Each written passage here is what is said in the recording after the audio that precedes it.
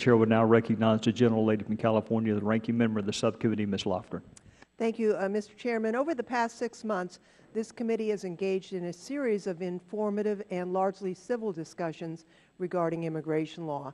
With few exceptions, each of the 9 immigration hearings thus far has shown that members of this committee recognize that our immigration system is broken and that it must be fixed for America's businesses and families. Most of the members have recognized at one time or another that deporting 11 million undocumented immigrants is not realistic, and it would tear parents away from children, separate spouses, leave gaping holes in businesses and communities across the country. That's why today's hearing on H.R. 2278 is so disappointing.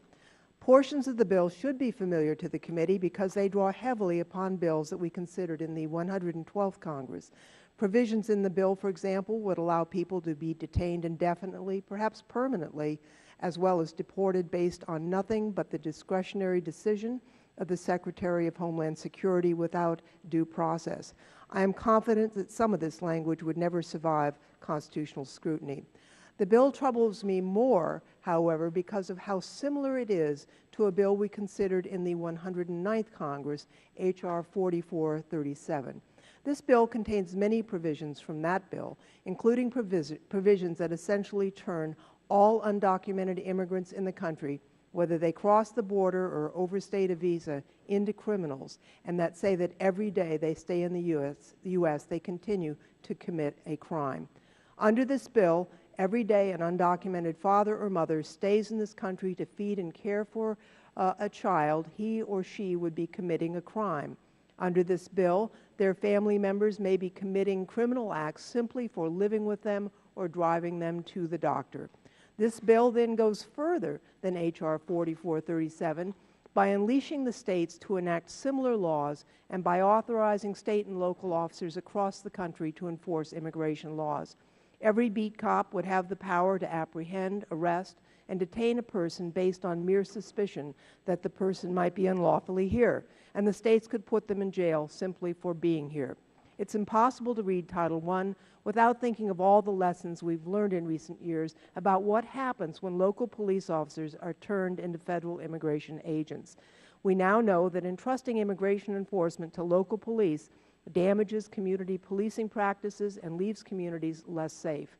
That's because it breeds distrust in the community from U.S. citizens, legal residents, and undocumented persons alike. For years, we've heard this from major organizations such as the Police Foundation, the International Association of Chiefs of Police, and the Major Cities Chiefs Association.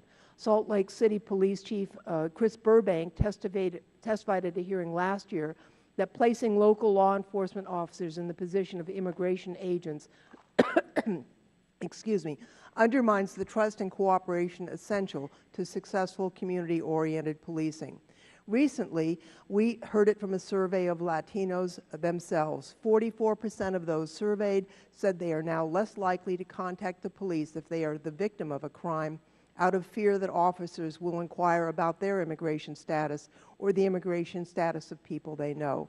7 out of 10 respondents who are undocumented said the same thing. When victims of crime and people who witness crime are afraid to contact the police, crimes go unsolved. When crimes go unsolved, communities lose faith in the ability of police to keep them safe.